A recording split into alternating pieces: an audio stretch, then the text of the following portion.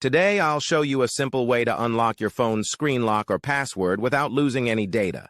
The best part? It's free and easy, even if you're not a tech expert. Just follow these steps, and you'll be able to unlock any phone hassle-free. Let's get started. You can unlock your phone's screen lock or password using a special code. You will need to press on emergency call, and then you must enter a code. This code is unique to each type of phone and is provided by the phone manufacturer. In this video, we're using a code that works specifically for the type of phone we're demonstrating. Here's how you can get the code.